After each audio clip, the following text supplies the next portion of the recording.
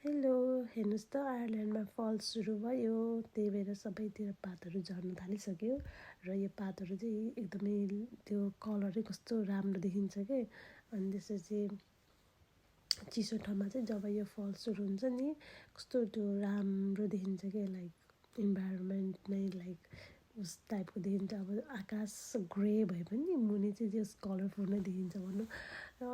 Anyway म चाहिँ मेरो छोरा लिन जाँदै थिएँ अनि त्यसपछि त्यही बेलामा यसो भिडियो भनौँ न त सर्ट भिडियो भनेर मैले बनाएको। अब चाहिँ आइल्यान्डमा चिसो हुन थाले। चिसो भएपछि चाहिँ अब यहाँ चाहिँ हामीले घाम एकदमै कम मात्र देखिन्छ। लगभग भनौँ भने त्यसपछि हामीले अब अर्को नेक्स्ट इयरको समरतिर मात्रै देखिन्छ होला हाम्रो घाम। त्यही अब ह्यालोविन पनि सुरु भए अनि त्यसपछि अब चिसो पनि सुरु भए। लगभग अब क्रिसमसहरू पनि आउने बेला भए। अब त्यही भएर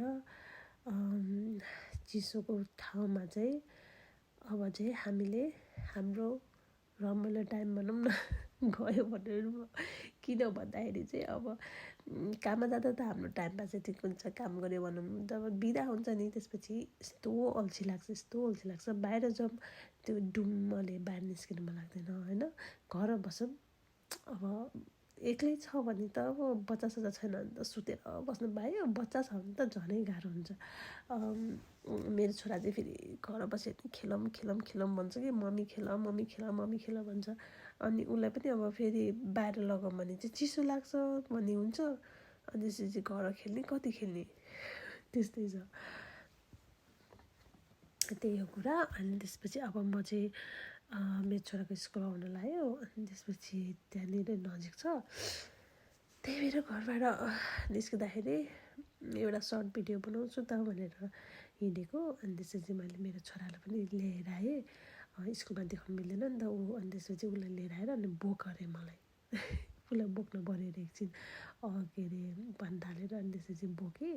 धेरै बोक्नु त सकिँदैन, एकछिन भए पनि बोकेँ। अनि त्यसपछि आमा छोरा गफ गर्दाखेरि पनि फेरि त्यही बाटो देखाएँ मैले।